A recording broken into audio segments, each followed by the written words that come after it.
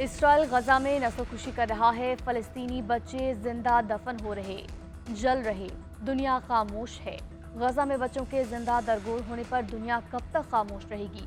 मासूम बच्चों के कत्लेआम पर खामोश नहीं रह सकते। वज़ीर-ए-आज़म का अक़वाम मुत्तहिदा की जनरल असम्बली से खिताब। कहा, गजा के बच्चों का खून सिर्फ इसराइली फौज के हाथों पर नहीं, उन पर भी है जो खामोश हैं। सिर्फ मजम्मत काफ़ी नहीं, गजा में खूनरेज़ी को रोकना होगा।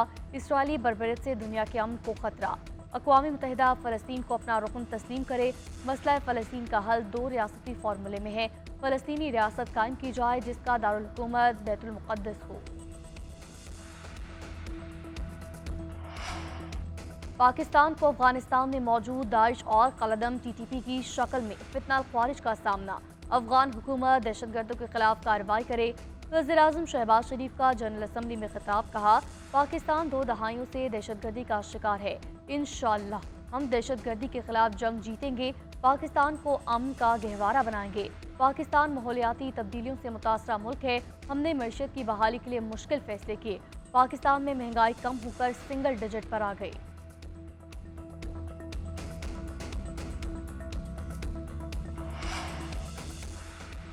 वज़ीर-ए-आज़म शहबाज शरीफ ने जनरल असम्बली में इस्लामोफोबिया में इजाफे का मामला उठा दिया। कहा, कुरान पाक की बेहुरमती और मसाजिद और मुसलमानों पर हमलों में इजाफा हुआ। ये एक परेशान कुन आलमी मसला है। इस्लामोफोबिया का सबसे खतरनाक मजहर भारत में हिंदू वालादस्ती का एजेंडा है। ये जारियाना अंदाज में 200 मिलियन मुसलमानों को महकूम बनाने और हिंदुस्तान के इस्लामी विरसे को खत्म करने की कोशिश है। अक़वाम मुत्तहिदा के सेक्रेटरी जनरल के साथ मिलकर इस्लामोफोबिया से निपटने के लिए लाए अमल पर अमल दरामद करेंगे।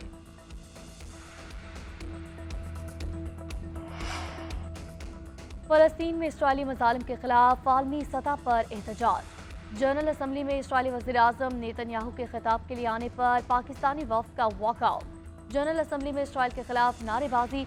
नेतन्याहू के आते ही कई मुल्कों के सिफारतकार जनरल असम्बली से चले गए। इसराइली वज़ीर-ए-आज़म के खिताब के दौरान ऐवान में शोर शराबा रहा।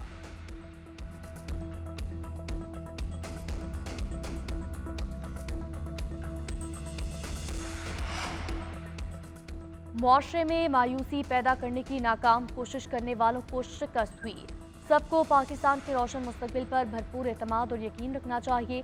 पाकिस्तानी अक़वाम आलम की सफ में अपना जायज़ मकाम ज़रूर हासिल करेगा। Army chief general Syed Asim Munir का कराची के दौरे के दौरान खिताब। आर्मी चीफ को कोर हेड कमांडर क्वार्टर्स में हुक्काम की पाक फौज की ऑपरेशनल तैयारियों के हवाले से ब्रीफिंग। सिपा सलार ने कराची में इन्वेस्टा इंडस IT पार्क का इफ्तिताह किया। वज़ीर आला सिंध और सिविल सोसाइटी के माहिदीन की भी तकरीब में शिरकत। आर्मी चीफ से ताजरों के वक्त की भी मुलाकात। ताजरों और कारोबारी शख्सियात का मस्बत माशी आशारियों के हुसूल पर SIFC पर इजहार एतमाद।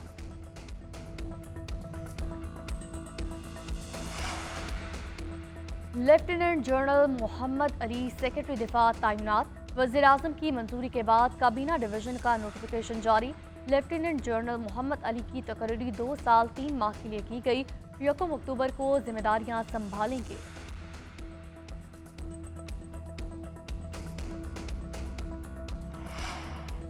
सुप्रीम कोर्ट मखसूस नशिस्तों के केस के फैसले पर हुक्म इम्तना दे। इलेक्शन कमीशन की सुप्रीम कोर्ट से इस्तदा।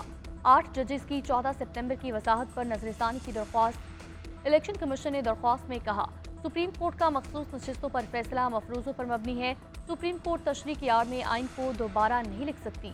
अदालती तफसीली फैसले में अदालत ने 41 अराकीन को तहरीक इंसाफ तक महदूद कर दिया। तहरीक इंसाफ को मखसूस नशिस्तों का रिलीफ नहीं दिया जा सकता।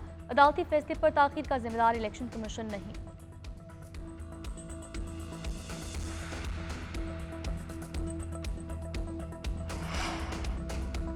सुप्रीम कोर्ट हमारे पार्टी अरकान के नोटिफिकेशन जारी कराए। सुप्रीम कोर्ट से दरख्वास्त है, पार्लियामान और जमहूरियत के लिए अहम वक्त है।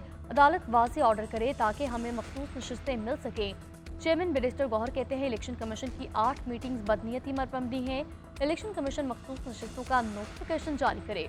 उधर तहरीक इंसाफ की खवातीन का इलेक्शन कमीशन के बाहर एहतजाज। मखसूस नशिस्तों का नोटिफिकेशन जारी करने का मुतालबा। इंतजामिया ने इलेक्शन कमीशन के दरवाजे बंद कर दिए। कंवर शोसफ का कहना है, नोटिफिकेशन जारी न होने पर रोजाना इलेक्शन कमीशन के बाहर एहतजाज किया जाएगा।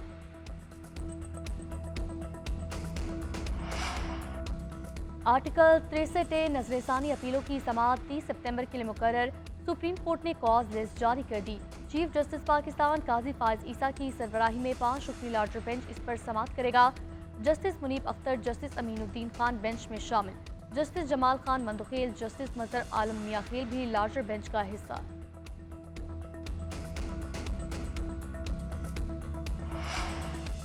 पीपल्स पार्टी के वफ्द की मौलाना फजल रहमान से मुलाकात, सियासी सूरत हाल पर मुशावरत, आईनी तरमीम के बारे में भी तबादला ख्याल। पीपल्स पार्टी के वफ्द में नैयर बुखारी, शहरी रहमान, नवीद कमर, मुर्तज़ा वहाब शामिल। मुलाकात के बाद नवीद कमर ने मीडिया से गुफ्तगू करते हुए कहा, मौलाना फजल रहमान के साथ आईनी तरमीम पर मुशावरत जारी रखने का फैसला किया गया। अपोजिशन की दीगर जमातों से भी राब्ते करेंगे। हम मुश्तरका एजेंडा लाने की कोशिश कर रहे हैं।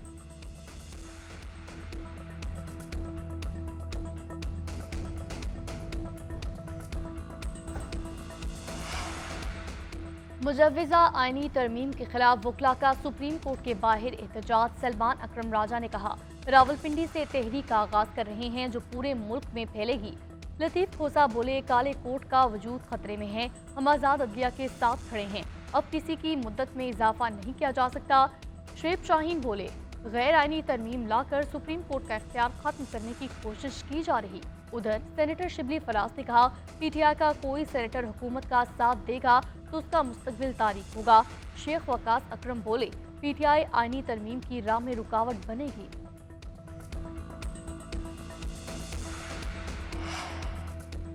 आईनी तरमीम पर हुकूमत ने इत्तेहादियों को एतमाद में नहीं लिया। हमें कानून साजी करनी है तो इसे इतना मख्फी कैसे रखा जा सकता है। मौलाना अब्दुल गफूर हैदरी ने कहा है कि अगर हुकूमत संजीदा नहीं या मामलात को संजीदा नहीं लेती तो मामलात कैसे चलेंगे। हमें कायल करने में मायूसी के बाद इन्होंने वो सिलसिला ही रोक दिया। शायद पीपल्स पार्टी हुकूमत से मिलकर कोई दरमियाना रास्ता निकालना चाहती है।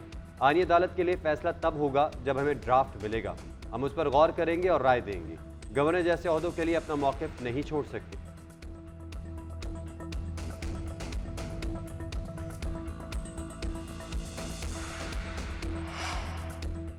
तहरीक इंसाफ की आज रावलपिंडी के लियाकत बाग में एहतजाज की कॉल। पीटीआई ने हिकमत अमली बना ली। वज़ीर आला केपी अली अमीन गंडापुर एहतजाज की क़यादत करेंगे।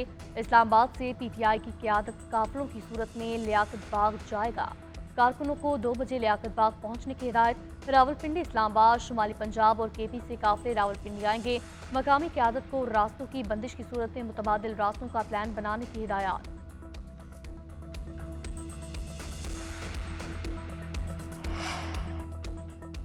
रावलपिंडी में इज्तिमा, धरने, जलसे, जुलूस और एहतजाज पर पाबंदी। पंजाब हुकूमत ने रावलपिंडी में 2 रोज़ के लिए दफ़ा 144 लगा दी। रावलपिंडी, जेहलम, चकवाल और अटक में 28 और 29 सितंबर को दफ़ा 144 नाफिज रहेगी। नोटिफिकेशन के मुताबिक शरपसंद अनासर एहतजाज की आड़ में रियासत मुखालिफ सरगर्मियाँ सर अंजाम दे सकते हैं। आवाम की जानो माल के तहफ़्फ़ुज़ और अमन की सूरत हाल को ख़राब होने से रोका जाए। असलहे की नुमाइश पर भी मुकम्मल तौर पर पाबंदी आयद रहेगी। इंतज़ामिया ने लियाकत बाग को ताले लगा दिए। रावलपिंडी में मेट्रो बस सर्विस बंद रहेगी।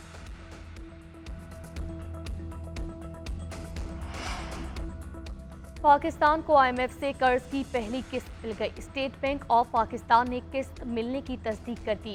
IMF की जानिब से 1 अरब 2 करोड़ 69 लाख डॉलर मौसूल हुए। स्टेट बैंक का कहना है IMF से मौसूल हुई किस्त 3 अक्टूबर के ज़र मुबादला ज़खायर में शामिल होगी। IMF ने गुज़िश्ता रोज़ पाकिस्तान के लिए 7 अरब डॉलर के कर्ज प्रोग्राम की हतमी मंजूरी दी थी।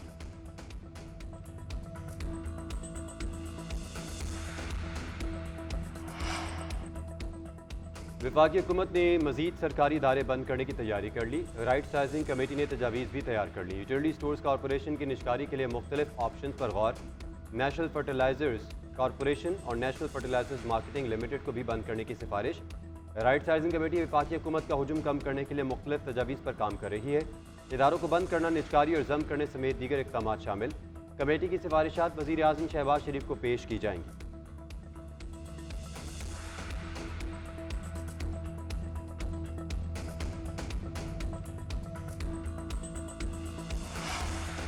वज़ीर आला पंजाब मरियम नवाज शरीफ का पंजाब भर के स्कूलों की इमारतों की चेकिंग का हुक्म। मखदूश और खस्ता हाल इमारतों में बने स्कूल सील करने की हिदायत। मुजफ्फरगढ़ के अराकीन असम्बली से गुफ्तगू करते हुए मरियम नवाज ने कहा, हर आने वाले दिन में बेहतरी है, अवामी उमूर पर नज़र है, तमाम मसाइल हल करना चाहते हैं। यकीन है कुछ सालों में शिकायत बरकरार नहीं रहेंगी। शाबाश देने में कंजूसी नहीं, चीज़ों को बेहतर करने के लिए सख्त रवैया अपनाना पड़ता है। मरियम नवाज का मुजफ्फरगढ़ के मरकजी इलाकों में तजावुजात और नाकी सफाई पर इजहार बरहमी, तजावुजात के खात्मे के लिए फौरी तौर पर मुहिम शुरू करने का हुक्म। रेवेन्यू डिपार्टमेंट में करप्ट अनासर के खिलाफ फैसला कुन कार्रवाई की हिदायत।